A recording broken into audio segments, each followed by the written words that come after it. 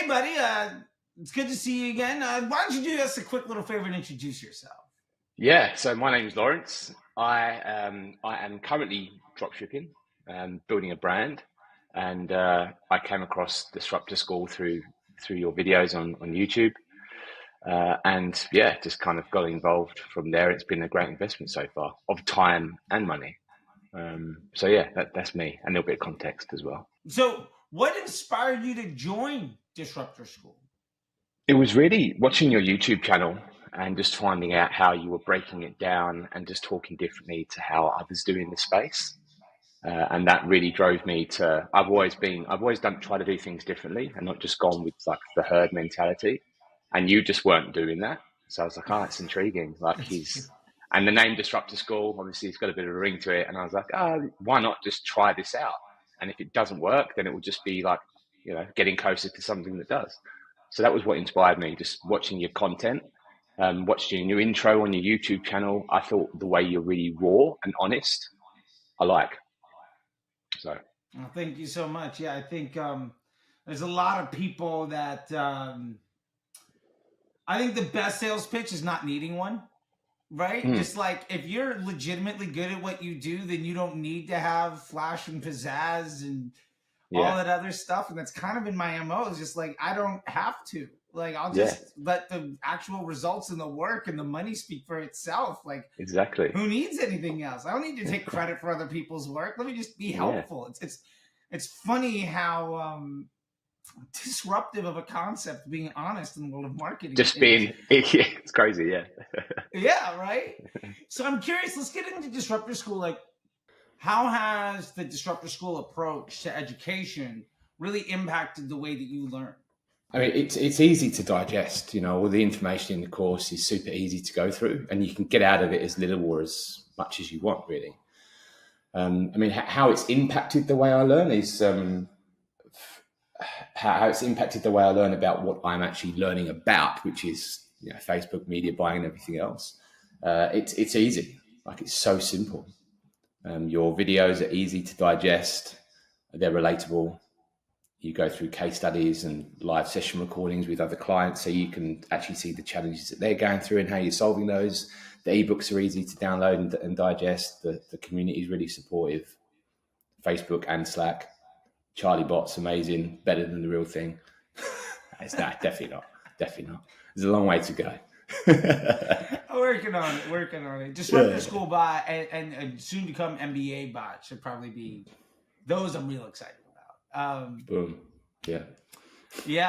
So can you share a specific skill or insight that you've learned from Disruptor School that has been particularly valuable? The ability to not be in my account all the time. That I don't have to touch it at all nowadays. I mean, like we had our call, our Slack chat on another topic, super valuable. The information we went through, I've implemented it, it's working. And I'm like, cool. I don't have to make any changes, no more testing for a little while, because things are working. So I think it's just given me back time to work on the business and be strategic and work on marketing messaging and everything else and stock and inventory rather than just be in the account. So I think that's probably the main takeaway. That it's I love it. Yeah, simplistic. Yeah, exactly. Yeah, working on the business instead of in the ad account, because working in the ad account is like the antithesis of like growing the business. Those are like the mutually exclusive things 95% of the time. Yeah. And I had that when I first started because it's not my first time in business, but first time managing Facebook myself, like 6 months. So I've just been learning from scratch. And I was in the ad account at first and it was just stressful. Things burning out, creative fatigue, not being able to scale. I was like, I can't handle this. So it's given me, it's a lot less stressful. Yeah. I love it. It works. It's the ultimate thing. What aspects of the Disruptor School content have you found most relevant and useful? The 4PI analysis. How to how to understand and extract the data and then what to do with that data. And it's simple. It's just the basics, frequency, CPM, AOV, and maybe there's one other that I'm not thinking about right now, and maybe some spend, whether it's hyperbolic or not, right? They're the four kind of things I look at.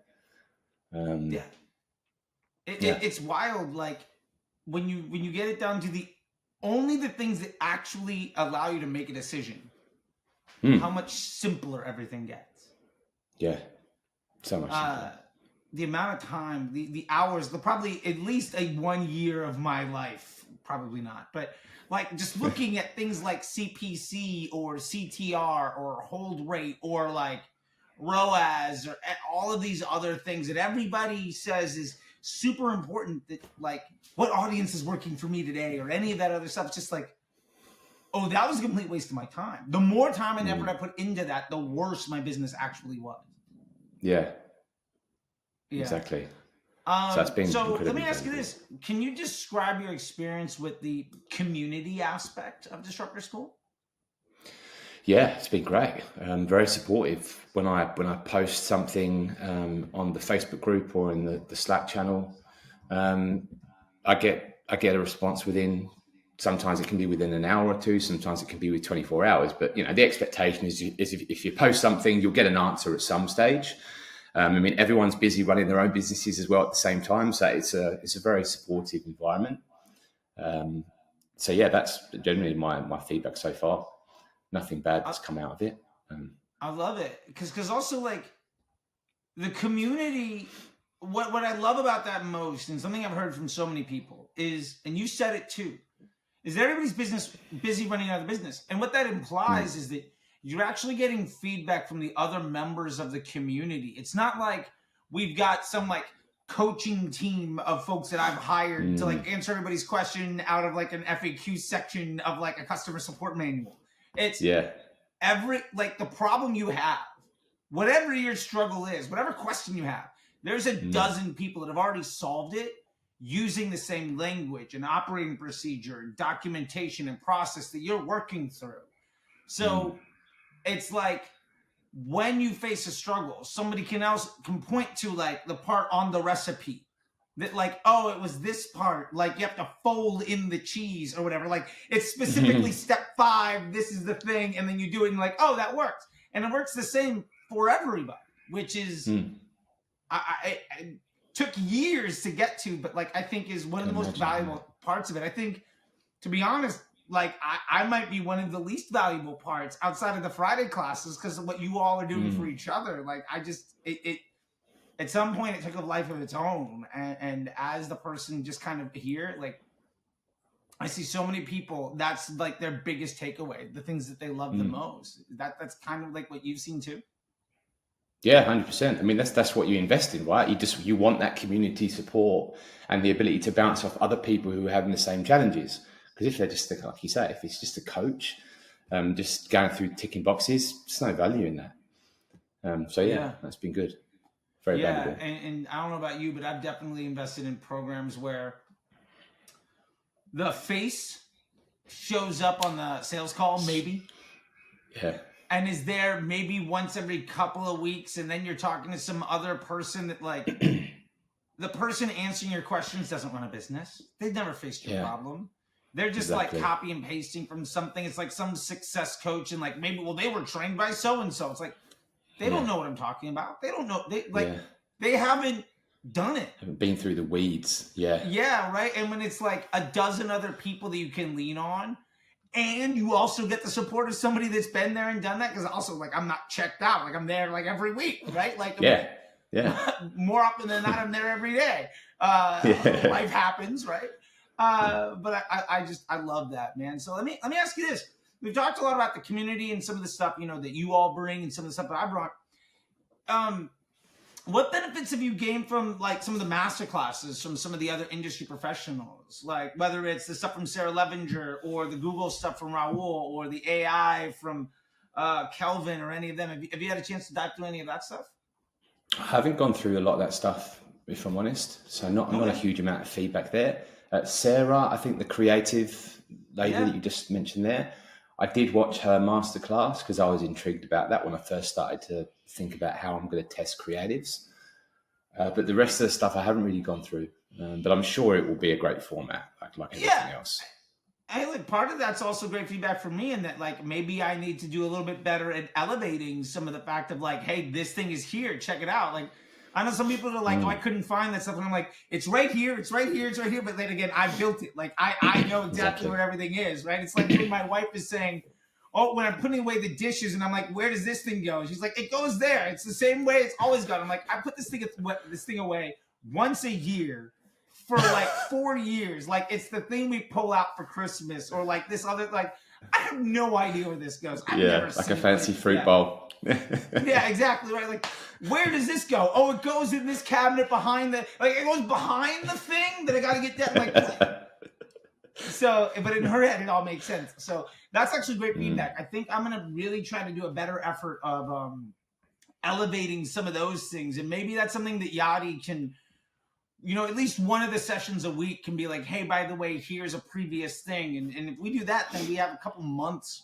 where we're just kind of elevating all of that value, because I think that that is incredibly valuable and important stuff. And we're having more of them come soon. So I'm lining up January stuff right now when it comes to email, creative, CRO, customer experience and service stuff. So my hope is to have like a new one every 2-3 weeks. So yeah, I like that. Yeah, because I think that the one thing with your disruptor score is it's not just, yes, managing Facebook is, yeah, it's definitely something that's super valuable, but there's all these other areas of the business that you, like you say, you're giving supporting with customer service, you know, Google Ads and other channels. I think that's also really valuable. Yeah, because you're actually giving people the tools to help them run their companies, rather than just Facebook ads. That's just one component of the flywheel. So I like that. Yeah, because like I'm a big believer in, like, I used to be the person that measured my self-worth on how good I can make the Facebook ads. And to be fair, I think that probably defines 85-90% of the people that I see on YouTube or Twitter or wherever else, you know, that have their Discord channels or selling their programs or running agencies. Like, they're saying, I'm good because of what I can do on Facebook. And one of the biggest lessons that I've learned in my career, going from, you know, managing $1 million a day to, you know, managing, in ad spend for other people to 7, 8, 9-figure brands, was that Facebook is a part of a team, right? And like, really, I think you could define your value in how good you are at running Facebook and making it look, or how good you can be as a team member of using Facebook to make everybody else on the team stronger. And at the end of the day, I think Facebook's job is to give everybody else more opportunity, because it's probably one of the least efficient marketing channels, and the thing that makes the smallest amount of difference after the click. It can't do anything. So like, using it to make email better and search better and landing pages and offer construction and customer journeys and Amazon, like, your value as a Facebook marketer is how much information and opportunity can you give to everybody else. And I think when you're trying to run a business, once you see Facebook as the tip of the spear to this entire rest of what you do, you start to invest your time and energy on the things that actually make a really big difference. Because as the Facebook guy, I'll be the first one to tell you that it doesn't. Facebook isn't the thing that's going to make or break your business. And if it is the thing that's going to make or break your business, it's probably because you don't have a good business. You need to get the other things in line. Like, I think that's the hard truth I see a lot of people say, is like, if your Facebook ads suck and your business goes out of business, it's because you didn't have a good business to begin with. And that's where you should be focusing on. So I'm part of Disruptor School is incorporating how all of those other things interconnect, and how you can really build that the appreciation for the entire suite of disciplines that are necessary to be successful. Because you can only be a salesman for so long. Yeah, exactly. I think that's probably a key takeaway from your business model is your commercial acumen, the way you talk about business, you know, not just the 4PI analysis, but your the PSM spreadsheet, and understanding that. It's just good business acumen. and just understanding how to actually scale a company rather than just run media buying. So I really like that. Yeah, well, thank you so much. And like it comes from many, many years of being wrong and passionate about it in boardrooms where everybody else in the room knew I was being an idiot, but it took me failure at scale to get there, right? I can imagine. Yeah. I think the only reason I was able to do that was from being a touring musician for like a decade before that, where you just fail on stage constantly every single night until you get good enough for people to not throw things at you, and eventually you get paid. Like there's a life skill you get from that. I'm curious, in what ways has Disruptor School helped your business and your career and your personal development goals? And like what impact has it had on the bottom line of your day to day? What impact has it had? I think it's just predictable. Is really the only thing I can think of. It's consistent, it's reliable. It's like a member of staff that you hire and you know you don't have to look over their shoulder. They're just going to consistently perform. You can forecast cash projections, cash flow projections, and go, oh, this is going to get better over time. That's kind of I'd say the main thing. Like it's, help reduce stress. It's enabled me to work on the business instead of in it, like the standard stuff. But I think ultimately it seems to be a lot more projectable. Like I know it's going in a one-way trajectory, which is typically improving. There's no risk of creative fatigue. I know that it's not going to bomb. There's no risk in that. It's not as up and down. So I hope that's awesome. Like what I'm curious, just if you don't mind sharing, like what has the results of your business looked like since coming in? Either maybe it stayed the same, but you're working 10 times less, or it's gotten 1% better. Like what does that look like for you? It's just started to become profitable instead of losing money.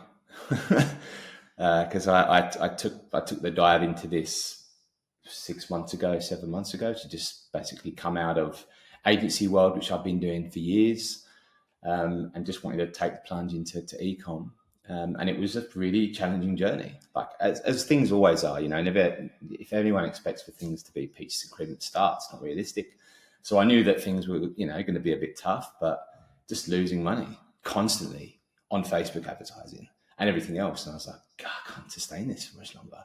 So it's just enabled me to become profitable and consistently. Yeah, I love it. So let me ask you just one last question, man. What would you say to somebody considering joining Disruptor School or the Facebook Ads MBA program? Just somebody that's like, I don't know if this is legit. I don't know if it's for me. There's a million people out there. This guy sounds different. He looks different. Like this is all like, what would you say to somebody on the outside looking in? Do it. Just make the move. Seriously. Like, why mess about? Like if you try something, it doesn't work out, great. But the only way this won't work is if you don't actually want it to work. All the information is here in this course for you to get what you want and need out of it. But it's about the effort you want to put in as well.